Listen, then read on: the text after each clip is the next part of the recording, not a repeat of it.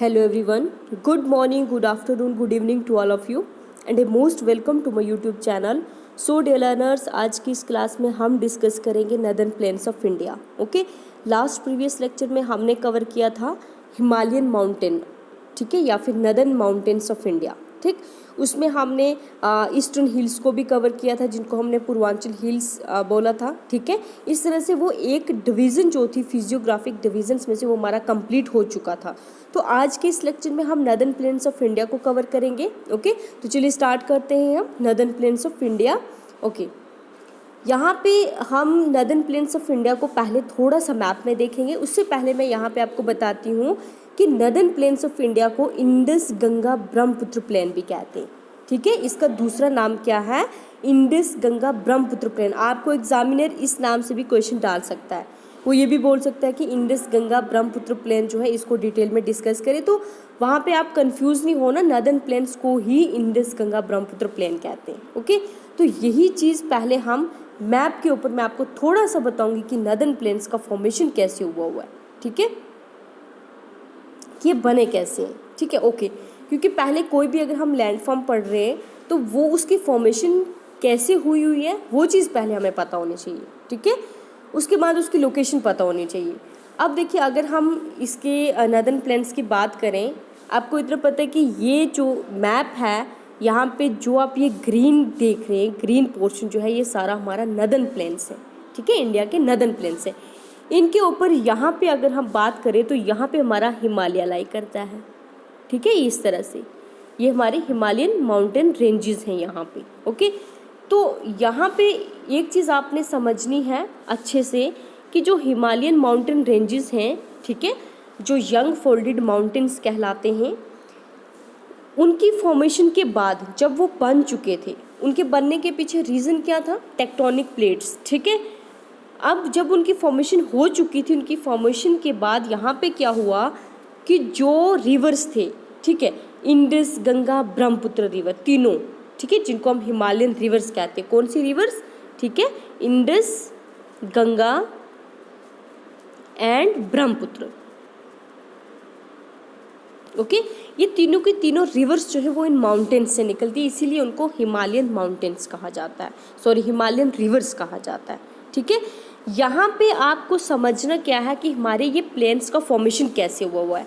अगर हम बात करें इस एरिया की, ठीक है, ये जो एरिया है ये कौन सा है हमारा? Indian peninsula.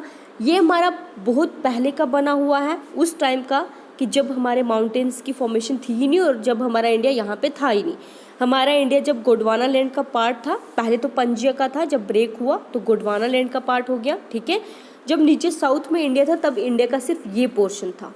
ठीक है, यहाँ पे डेजर्ट को छोड़ के, ठीक है, डेजर्ट भी बाद में बना हुआ है.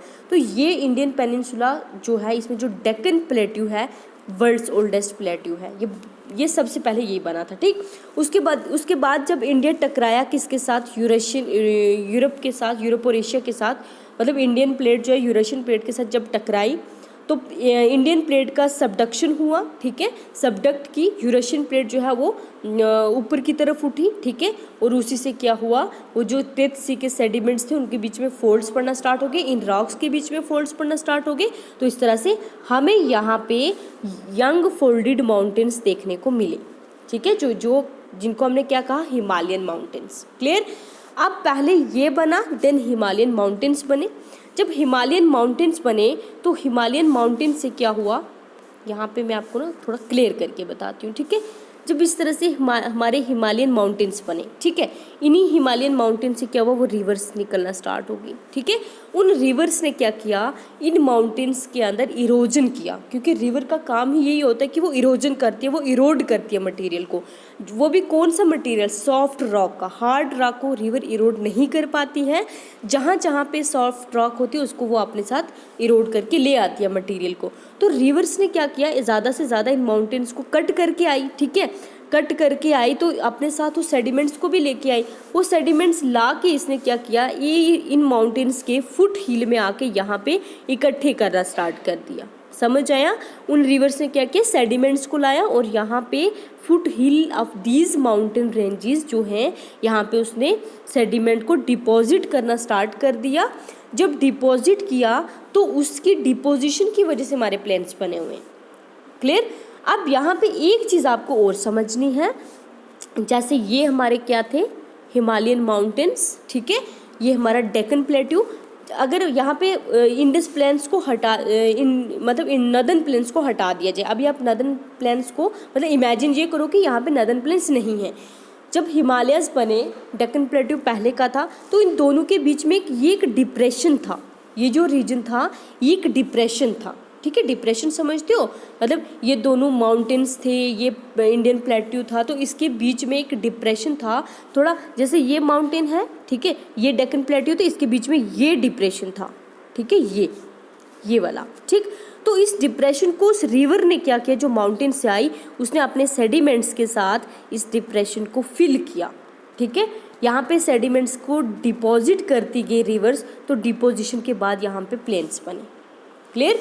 मतलब यहाँ पे रिवर्स आई, ठीक है, उस डिप्रेशन को उन्होंने कवर किया, किसकी वजह से, उन सेडिमेंट्स को डिपोजिशन करके, उन सेडिमेंट्स को यहाँ पे इकट्ठा करके जब डिपॉजिट करती गई, तो यहाँ पे ये जो स्ट्रक्चर है ये हमारा आज का क्या है, नदर्न प्लेन्स बने हुए हैं। तो कहने का मतलब माउंटेन्स के बाद जाके प्लेन्स बने थे, क्योंकि माउंटेन्स से रिवर ने मटेरियल लाया, नीचे डिप्रेशन को फिल किया, ठीक है, जो इन दोनों के बीच में था, किसके बीच में, हिमालय माउंटेन्स के बीच में, डेक्कन प्लेट्यू के बीच में, ठीक है, उसको फिल किया, डिपोजिशन किया, और उन्हीं सेडिमेंट्स की वजह से आज हमारे क्या बने हुए, प्लेन्स। और ये जो प्लेन्स ये बहुत ज़्यादा फर्टाइल माने जाते हैं। यहाँ पे पॉपुलेशन की डेंसिटी इंडिया में सबसे ज़्यादा है, ठीक है। ये देखिए, ये हमारे प्लेन्स कहाँ से स्टार्ट हो रहे हैं, हमारे राजस्थान से स्टार्ट हो रहे, पंजाब, फिर उसके बाद ये हमारा कौन सा पूरा गंगा रीजन आ गया, जहाँ पे गंगा रिवर बहती है, ये वेस्ट बंगाल का रीजन आ गया, और ये हमारा ईस्टर्न जो ब्रह्मपुत्र प्लेन जहाँ पे आसाम में बना रही है रिवर, वो वाला रीजन आ गया, ठीक है। तो ये इस तरह से हमारे प्लेन्स बने। तो प्लेन्स की लोकेशन आपको समझ में आ गई, प्लेन्स की लोकेशन क्या है। अब यहाँ पे आप देखिए, ये जो स्लोप है ये साउथ ईस्ट वाली साइड है, मतलब देखिए नीचे साउथ ईस्ट वाली साइड है ये स्लोप, है ना, इस तरह से है। और ये जो स्लोप है ये हमारे राजस्थान से पंजाब से स्टार्ट हो रही है, वेस्ट बंगाल तक है। क्लियर। राजस्थान पंजाब से स्टार्ट हो रही है और हमारे वेस्ट बंगाल तक ये स्लोप बनी हुई है, कौन सी, प्लेन्स की, ठीक है। और ये जो प्लेन्स हमारे लाई करते हैं हिमालय और डेक्कन प्लेट्यू के बीच में, मीन्स इनके नॉर्थ में क्या है, हिमालयस हैं, और इनके साउथ में क्या है, डेक्कन प्लेट्यू है। इस तरह से भी आप इसकी लोकेशन बता सकते हैं। ये प्लेन्स जो है बहुत ज़्यादा फर्टाइल माने जाते हैं, ठीक है। फर्टाइल क्यों है, क्योंकि रिवर्स ने इनको बनाया है, और यू नो कि रिवर्स जो अपने साथ सेडिमेंट लेके आती है, उन्हीं की वजह से वो एलुवियल सॉइल बनाती है। क्या बनाती है, एलुवियल सॉइल। और एलुवियल सॉइल सबसे ज़्यादा फर्टाइल होती है एग्रीकल्चर सिस्टम के लिए, ठीक है। तो यहाँ पे एलुवियल सॉइल सबसे ज़्यादा है, फर्टाइल प्लेन्स है ये, ठीक है, फर्टाइल रीजन है, तभी यहाँ पे पॉपुलेशन की डेंसिटी सबसे ज़्यादा है, क्योंकि यहाँ पे जो पीपल रहते हैं उनको पता है कि एग्रीकल्चर सिस्टम यहीं पे ज़्यादा करने को मिलता है। बहुत सारे विलेजेस, बहुत बड़ी बड़ी सिटीज जो है वो इसी रीजन में देखने को मिलती हैं। क्लियर। तो अब प्लेन्स का आपको क्लियर हुआ। अब हम यहाँ पे देखते हैं ये 1 बाय 1, ठीक है। अब प्लेन्स को गंगा ब्रह्मपुत्र प्लेन क्यों कहा गया, इंडस गंगा ब्रह्मपुत्र प्लेन, क्योंकि तीनों रिवर्स जो हैं हिमालयन रिवर्स मिल के नदर्न प्लेन्स को बनाती हैं। इंडस रिवर आती है, वो भी अपने साथ सेडिमेंट को लेके आती है, गंगा भी अपने साथ सेडिमेंट को लेके आती है, ब्रह्मपुत्र भी सेडिमेंट्स को लेके आती है और जाके डिपॉजिट करती है उस डिप्रेशन के बीच में, जो किसके बीच में बना हुआ है, डेक्कन प्लेट्यू और हिमालयन के बीच में बना, हिमालयस के बीच में, ठीक है। उसको फिल करके डिपोजिशन करके इन्होंने प्लेन्स को बना दिया, ठीक। ये जो प्लेन्स हैं ये एक्सटेंड किए हुए हैं 3200 किलोमीटर तक, ठीक है। और इनकी जो विड्थ है वो वेरी करती है 150 to 300 किलोमीटर तक, ठीक है। विड्थ कैसे वेरी करती है, जैसे ये प्लेन्स थे, ठीक है, साउथ ईस्ट स्लोप थी इसकी, ठीक।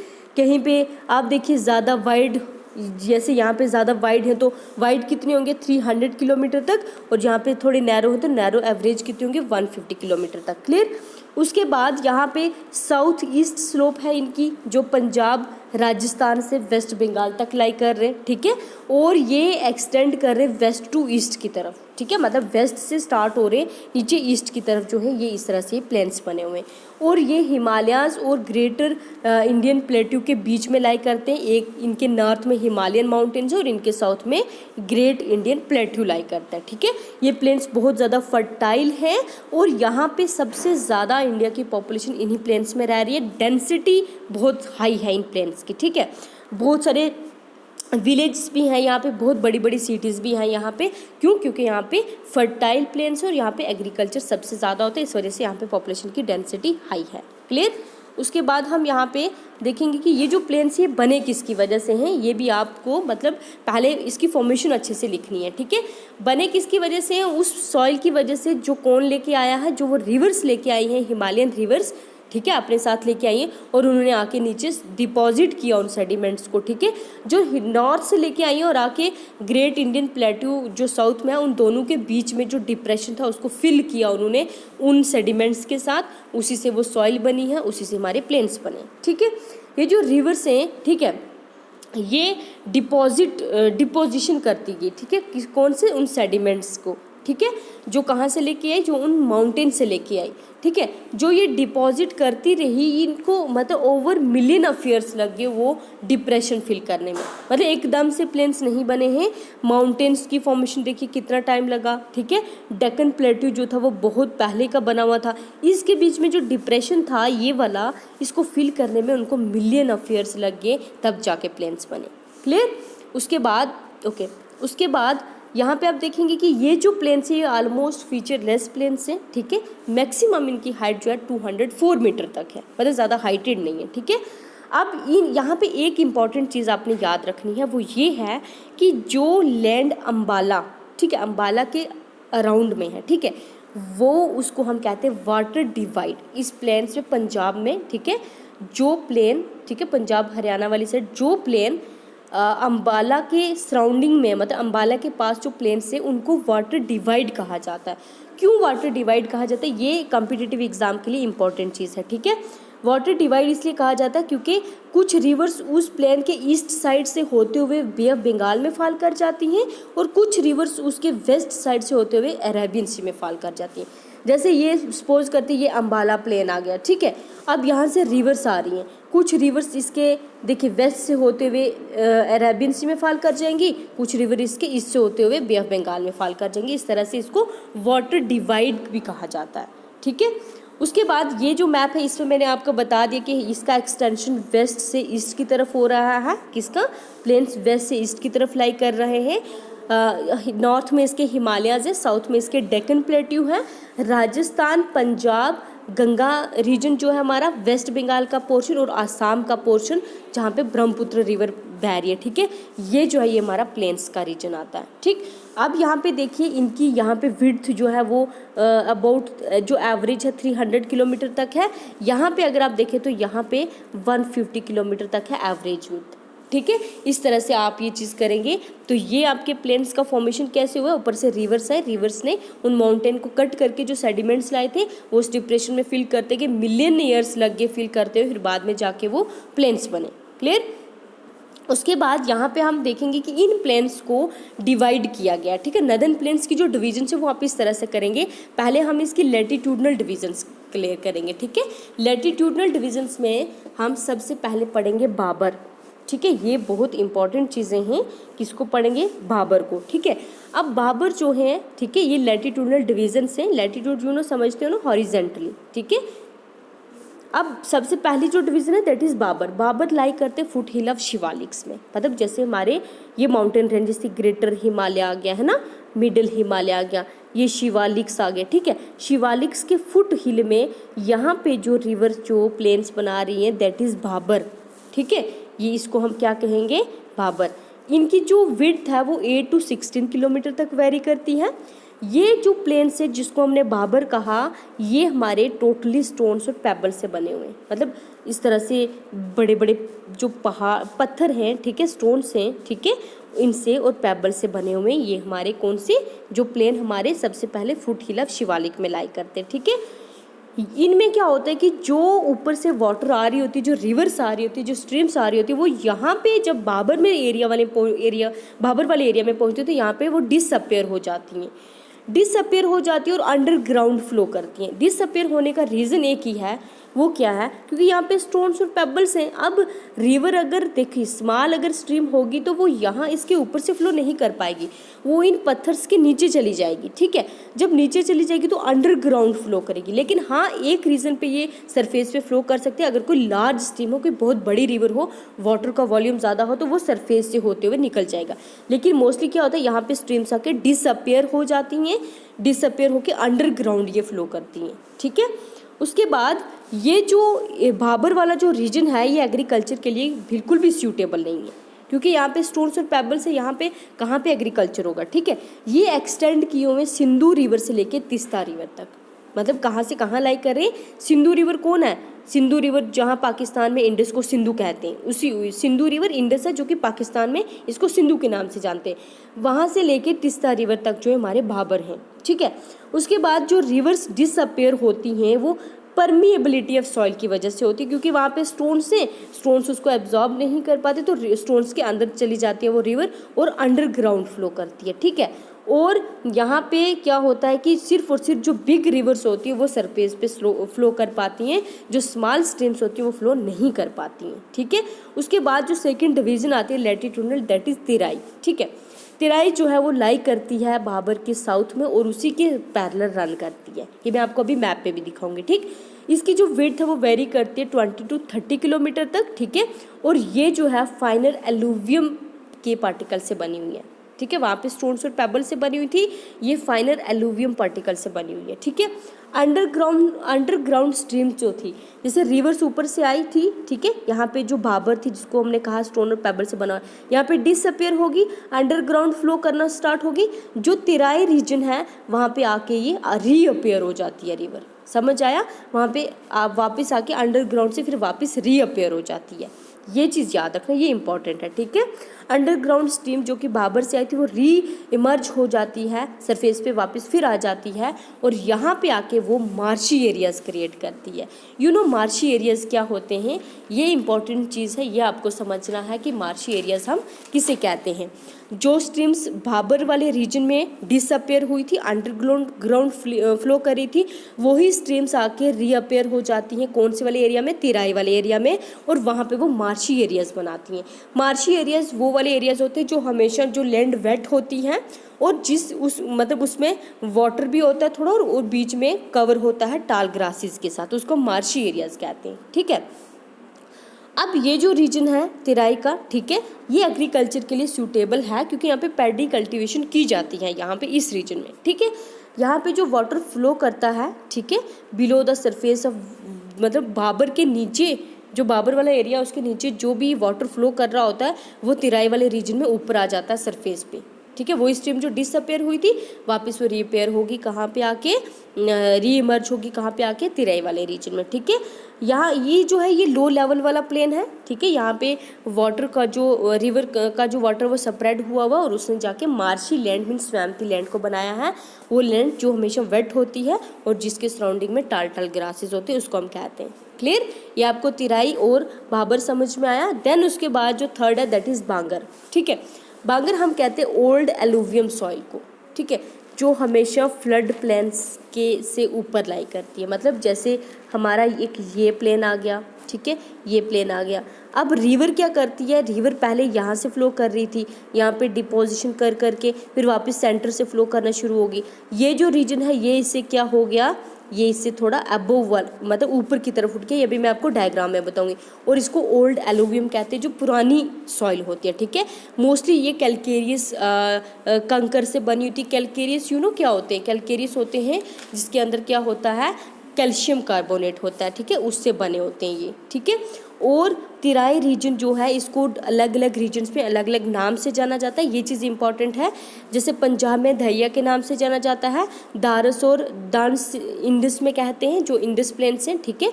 और बारिंद जो है वेस्ट बंगाल में कहा जाता है किसको, तिराई रीजन, सॉरी बांगर रीजन को। क्लियर, बांगर रीजन के नाम आपने अच्छे से याद रखने हैं। पंजाब में धैया कहते हैं, इंडस में दारस और डांस कहते हैं, डांस, ठीक है, और वेस्ट बंगाल में बारिंस कहते हैं, ठीक है।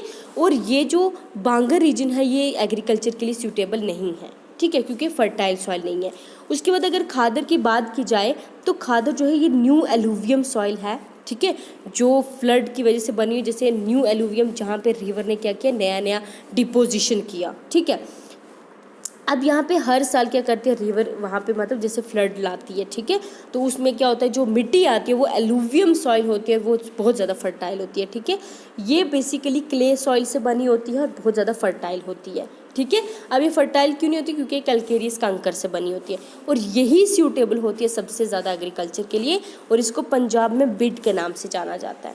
क्लियर, इस तरह से ये आप करेंगे। अब यहाँ पे इस डायग्राम में आप अच्छे से समझेंगे कि बाबर, तेराई, बांगर और खादर क्या है। देखिए, हिमालय माउंटेन से रिवर आई, यहाँ पे देखिए हिमालय माउंटेन से, एक सेकेंड, ठीक है, हिमालयन माउंटेन से रिवर आई। ठीक है, बाबर में जब पहुंची, देखिए यहाँ पे स्टोन्स और पेबल्स है। ठीक है, यहाँ पे आके डिसअपेयर होगी, मीन्स अंडरग्राउंड फ्लो करना शुरू करके रिवर। जब अंडरग्राउंड फ्लो किया तो तेराई वाला जो रीजन था वो बाबर के साउथ में लाई करता है। ठीक है, यहाँ पे आके वो स्ट्रीम फिर से वापस रीइमर्ज होगी। तो रीइमर्ज हुई तो यहाँ पे उसने मार्शी लैंड बना दी। मार्शी देखिए यहाँ पे ग्रासेस भी हैं, थोड़ी वेट लैंड भी है। ठीक है, फिर जब जो हमारा भाबर है, भाबर वाला रीजन, ये जो ग्रीन वाला पोर्शन है, ठीक है, ये हमारे तेराई के साउथ में लाई करता है और इसको क्या कहा जाता है, ओल्ड एलुवियम। ठीक है, और पुराने वाला, ठीक है, जो जहाँ पे रिवर पहले फ्लड काफ़ी सालों से कर चुकी हैं। ठीक है, ओल्ड एलुवियम। और जो हमारा ये भांगर है, ठीक है, ये देखिए एग्रीकल्चर के लिए सूटेबल नहीं है क्योंकि कैलकेरियस कंकर से बना हुआ है। ठीक है, इसको अलग अलग जगहों पे अलग अलग नाम से जाना जाता है। जैसे मैंने आपको बताया, पंजाब में इसको धैया कहते हैं ना, इंडस में इसको दारोज दंड्स कहते हैं, वेस्ट बंगाल में इसको बैरिन्स कहते हैं। ठीक है, और खादर देखिए, खादर ये येलो वाला पोर्शन है जो हमारा क्या है, न्यू एलुवियम वाला एरिया है, जहाँ पे रिवर हर साल, ये जो सेंटर में देखिए ब्लू कलर की रिवर है, हर साल यहाँ पे फ्लड कर रही है। और ये जो है ये क्ले सॉइल है, ये कौन सी सॉइल है, क्ले सॉइल है, इसलिए ये सबसे ज़्यादा फर्टाइल होती है और यही रीजन सूटेबल होता है एग्रीकल्चर में सबसे ज़्यादा। और इसको हम क्या कहते हैं पंजाब में खादर को बेट भी कहते हैं। ठीक है, अब आपको समझ में आया रिवर्स आके कैसे यहाँ पे प्लेन्स को बना रही हैं और उनकी डिवीजन लैटिट्यूडनल कैसे, भाबर, तेराई, बांगर एंड खादर। क्लियर, ओके, तो यही हमारे आज के इस लेक्चर में था। आई होप आपको ये अच्छे से समझ में आया होगा। आपने बच्चे इसमें यही डायग्राम जो है ये आपने एग्जाम में ड्रा करनी है। इसमें आपका मैप जो है, मैप आपने ड्रा करके वहाँ पे लोकेशन बता के कि हमारे प्लेन्स कहाँ से कहाँ तक एक्सटेंड किए हुए हैं। उसके बाद आपने जो लैटिट्यूडनल डिवीजन से उसमें आपने ये डायग्राम बतानी है, बाबर, तेराई, बांगर और खादर को लेके। ठीक है, और यहाँ पे देखिए ये रिवर वैली है, ठीक है, जहाँ पे रिवर फ्लो कर रही है, उस वैली के सराउंडिंग में खादर है, खादर के आगे पीछे सराउंडिंग में जो हाई लैंड है उसको हमने बांगर कहा हुआ है। ठीक है, इस तरह से आप ये डायग्राम ड्रा करेंगे। So thank you so much.